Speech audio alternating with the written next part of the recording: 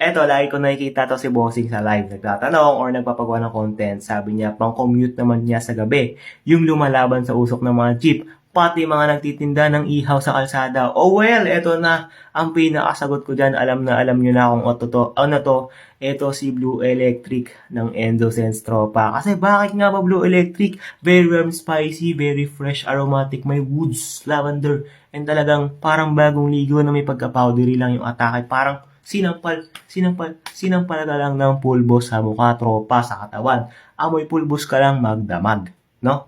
Ngayon, bakit nga ba siya lalaban sa usok ng mga jeep, pati sa mga nagtitinda ng ihaw sa kalsada? Kasi tropa, powdery lavender heavy, at yun yung panlaban ng Blue Electric sa mga mauusok, may init, maaraw, at talagang mapapawisan ka na lugar.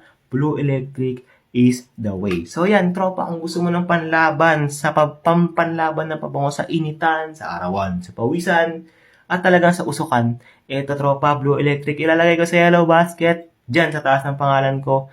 Check out mo na lang. Let's go.